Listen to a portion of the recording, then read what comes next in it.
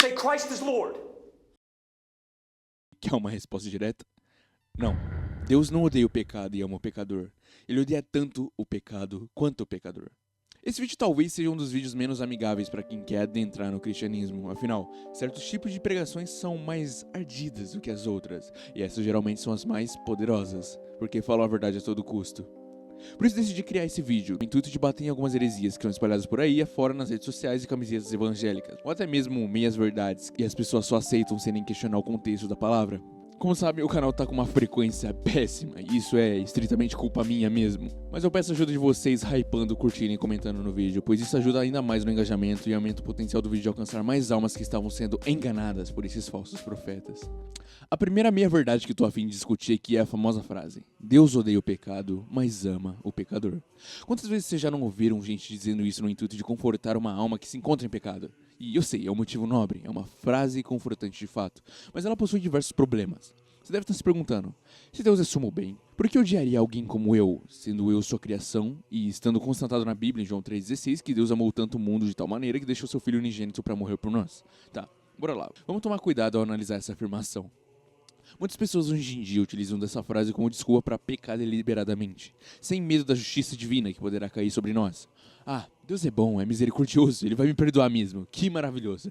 Deus odeia o pecado, mas ama o pecador. Como Deus é amoroso. Que cultura é essa de deturpar a palavra de Deus a seu bel prazer? Eu, como cristão, confesso, esse tipo de frase e pensamento é o mesmo que vai te levar ao inferno, sem você perceber. Na Bíblia é dito sim que Deus nos ama, mas vamos dar uma olhada no Salmo 5. Odeias todos os que praticam o mal. No comentário no Salmo 5 de Santo Agostinho, o mesmo afirma que a mesma justiça de Deus que ama os justos, odeia os pecadores. Ou seja, quando alguém se identifica totalmente com o pecado, ele se torna objeto da ira justa de Deus.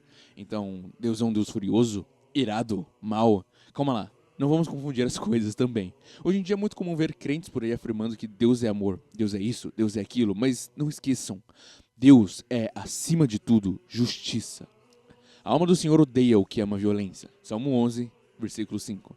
Ou seja, Deus odeia o pecado e manifesta juízo contra quem permanece nele, mas também ama e chama ao arrependimento quem se volta para ele. Então a única conclusão lógica que podemos tirar é que Deus é um Deus justo e onibenevolente, que odeia o pecado e o pecador que é conivente ao pecado.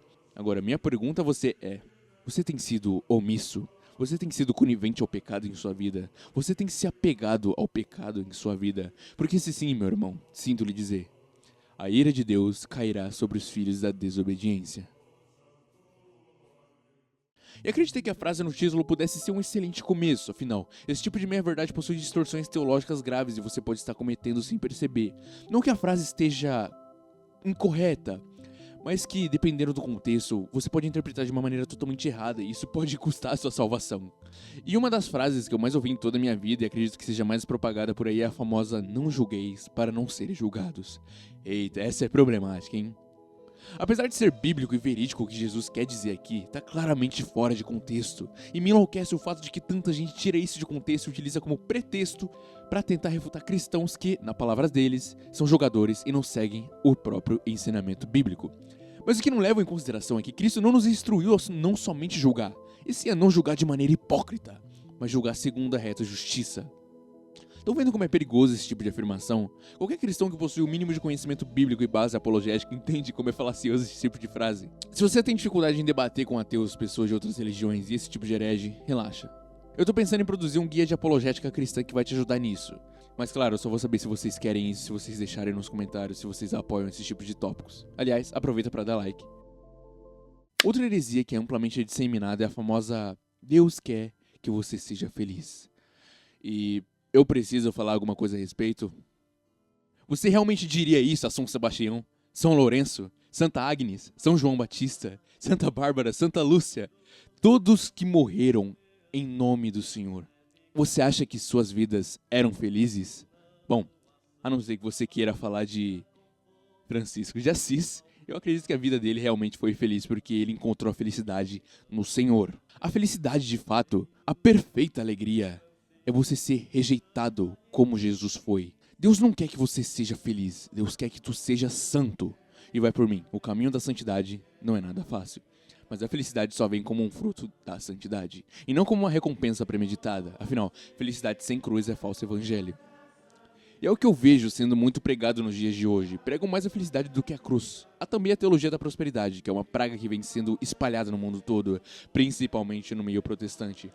Mas parece que aqui no Brasil o povo é tão mala que não quer nem saber se isso é antibíblico ou não.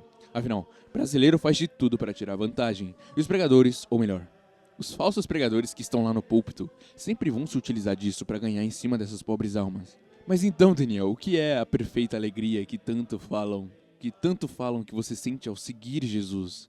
São Francisco de Assis, uma pessoa que eu admiro muito, já falava que mesmo que nós tivéssemos a graça de Deus de pregar o evangelho e a cruz, por obras e exemplos pudéssemos levar a Jesus e convertermos os homens à fé, até mesmo os de mau coração, isso ainda não é a perfeita alegria. E Pai Francisco diz o que é a perfeita alegria. Para ele, a perfeita alegria era chegar em seu convento com o Frei Leão, bater a porta e ser punido pelo porteiro porque os incomodava a calada da noite e com fome e com frio, serem espancados na neve. Essa é a perfeita alegria, porque esse abandono relembra Jesus.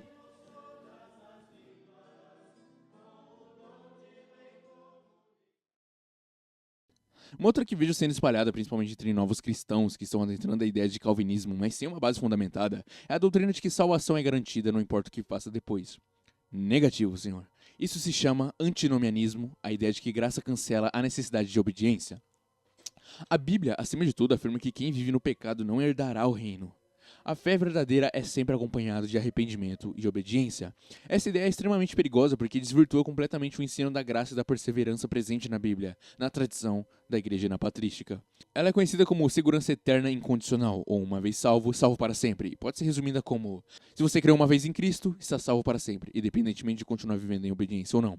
Esse tipo de pensamento deriva do antinomianismo, como citei anteriormente. Essa heresia basicamente afirma que a graça de Deus nos livra de qualquer obrigação moral por já estarmos salvos. O apóstolo Paulo, na carta aos Romanos, combate isso fortemente. Permaneceremos no pecado para que a graça abunde? De modo nenhum. E vejo muitas pessoas tratando a graça como uma licença para pecar e não como força para vencer o pecado. Enfim, eu sei que esse vídeo pode ter sido breve e difícil de digerir para algumas pessoas, mas eu tentei deixar claro a forma como essas heresias são espalhadas e os problemas que elas podem trazer. Tentei ser coerente, embora acredite ter falhado um pouco. Foi um vídeo bem rápido e posso ter cometido vários erros, mas tentei meu máximo para manter isso algo 100% bíblico e coeso. Então, qualquer falha que eu tenha cometido, perdão, eu sou humano. Deixe nos comentários. Obrigado por assistir, dê like, se inscreva, hype o vídeo e só mais uma coisa, não se atreva a se tornar um vazio. Say Christ is Lord.